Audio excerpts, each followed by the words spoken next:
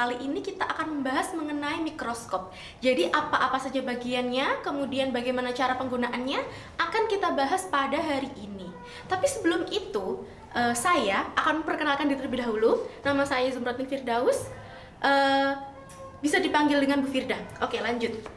Yang pertama, yang akan kita bahas adalah tentang tata cara penggunaan dari sarung tangan atau handscoon. Biasanya anak-anak itu kesulitan untuk menggunakan handscoon karena ini bentuknya seperti karet dan akan sulit ketika masuk di tangan anak-anak. Nah, saya akan menunjukkan bagaimana cara supaya anak-anak bisa lebih mudah untuk menggunakan handscoon. Kenapa kita harus menggunakan handscoon? Karena ketika kita berada di dalam lab atau sedang melakukan suatu praktikum, kita harus menggunakan sarung tangan untuk melindungi tangan kita. Oke, langsung saja. Jadi caranya seperti ini. Kita buka terlebih dahulu bagian lubangnya, kemudian dibuat seperti ini. Jadi ditekuk terlebih dahulu, kemudian kita masukkan pelan-pelan. Jarinya seperti ini. Jadi tidak begini, harus seperti ini supaya mudah masuk. Kemudian kita paskan semua jari kita, 5 jarinya untuk bisa masuk ke 1, 2, 3, 4, 5. Kalau sudah masuk, tinggal kita tarik. Sudah masuk? Lebih mudah bukan? Maka selanjutnya, yang satunya juga sama, seperti itu. Kita gulung terlebih dahulu sampai mentok di bagian ujung jari. Seperti ini. Kemudian, jarinya seperti ini. Dimasukkan pelan-pelan dan dipaskan untuk ke-5 jarinya. Ketika sudah pas, maka langsung ditarik.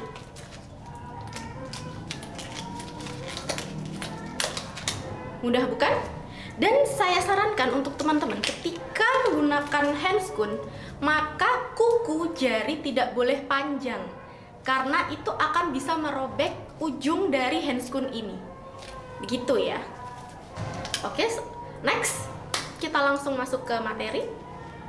Ya, yang pertama, tujuan pembelajaran kali ini adalah memperkenalkan komponen-komponen mikroskop dan cara penggunaannya. Selanjutnya kita akan mempelajari cara penyiapan bahan yang akan kita amati nantinya. Next. Oh ya, jadi mikroskop ini punya prinsip. Yang pertama, berdasarkan bagian-bagian dari mikroskop yang akan kita amati, itu nanti akan kita bahas lebih detail. Kemudian, yang kedua, berdasarkan pengukuran. Jadi, ketika kita menggunakan mikroskop, itu ada yang namanya prinsip dalam menggunakan lensa. Pengukuran menggunakan lensa. Begitu. Next. Nah, ini dia adalah komponen-komponen dari mikroskop. Kalau yang digambar ini adalah mikroskop binokuler. Kenapa dinamakan binokuler? Karena lensanya 2. Lensa okulernya ini 2. Sementara yang kita amati pada hari ini, lensanya 1. Namanya monokuler. Sebelum kita masuk ke bagian komponen mikroskop, kita terlebih dahulu mengerti bagaimana cara membawa mikroskop. Jadi pembawa mikroskop harus dengan 2 tangan. Yang satu memegang lengan mikroskop, yang satunya memegang kaki mikroskop. Jadi seperti ini.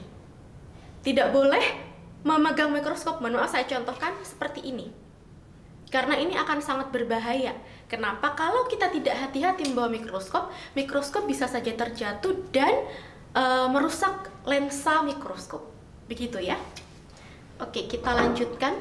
Bagian yang pertama adalah lensa okuler. Lensa okuler itu yang mana? Yang ini. Kalau digambar bisa kita lihat dia ada yang di paling atas, di nomor 1. Itu adalah lensa okuler.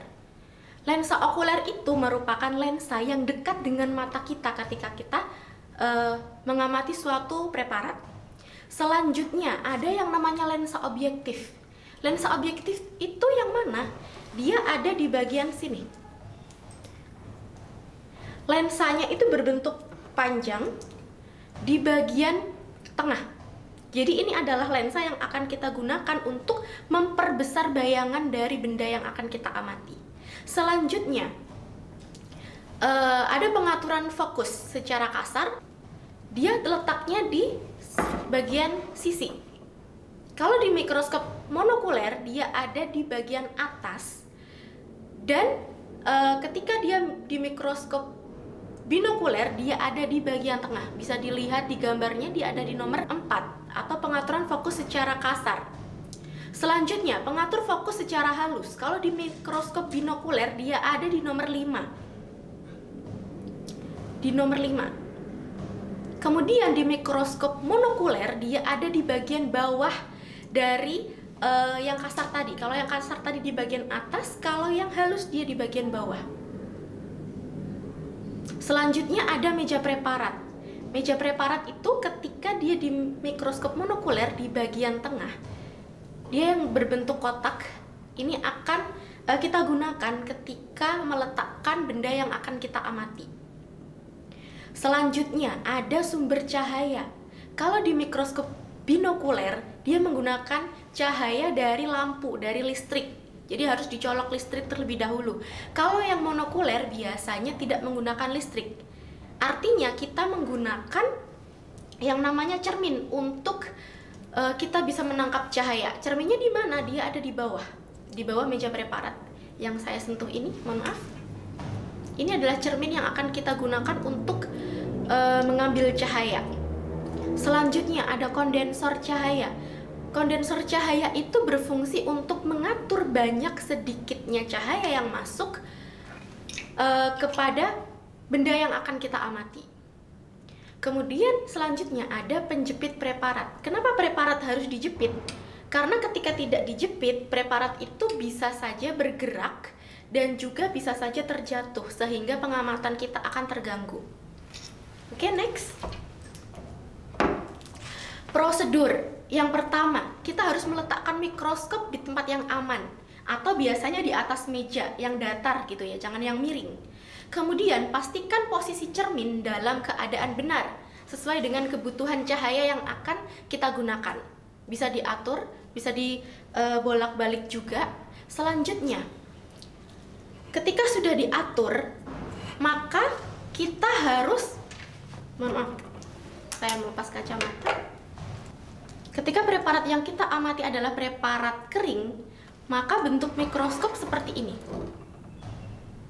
Ketika preparat yang kita amati adalah preparat basah, maka posisinya seperti ini, tegak. Kenapa? Ketika preparat yang kita amati adalah preparat basah, maka bisa jadi air itu akan menetes ketika posisi mikroskop itu miring. Selanjutnya, kita mengamati sesuai dengan skala yang kita butuhkan. Misalnya, ketika kita mengamati sayatan daun, biasanya lensa objektif yang kita gunakan adalah perbesarannya sekitar 40, 60, atau bahkan 10 kali. Sesuai dengan kebutuhan. Next. Oke, dalam praktikum biasanya penggunaan mikroskop dengan perbesaran 50 kali. Dengan artian lensa okulernya ini 10 kali dan dan lensa objektifnya 5 kali. Jadi perhitungannya adalah 10 dikali 5, maka perbesarannya adalah 50.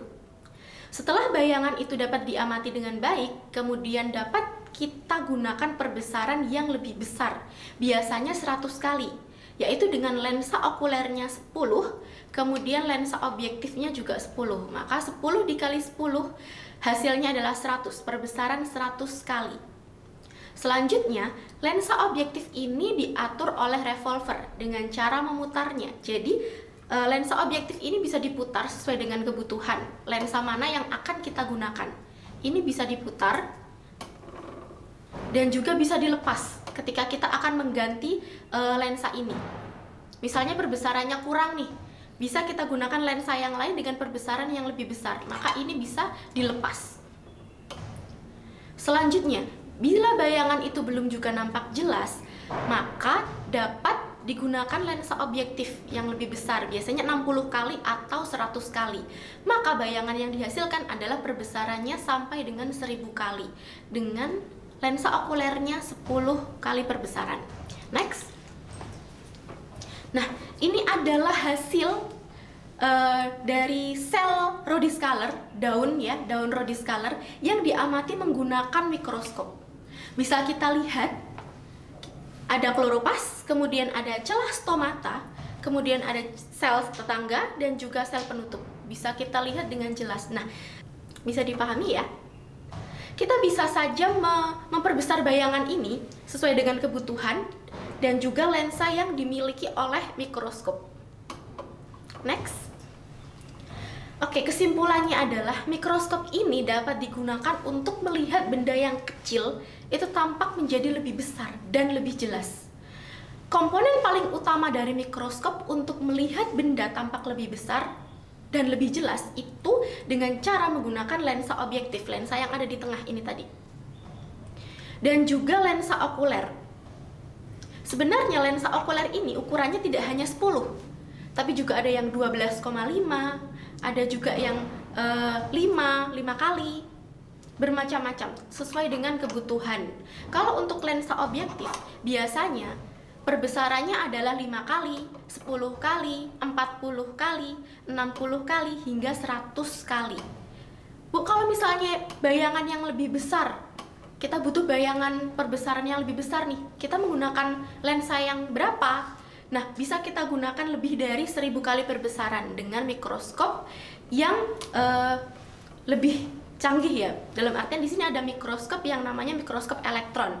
Dia bisa memperbesar suatu bakteri bahkan hingga ke sel-selnya. Itu dengan perbesaran lebih dari 1000 kali. Kalau dengan mikroskop cahaya biasanya kurang mampu untuk kita bisa melihat hingga ke sel-sel bakteri. Jadi kita butuh mikroskop jenis yang lain, begitu ya. Oke, next. Terima kasih untuk hari ini. Semoga hari ini dapat menjadikan manfaat untuk kita semua. Ilmu yang telah kita pelajari bisa bermanfaat. Assalamualaikum warahmatullahi wabarakatuh. See you.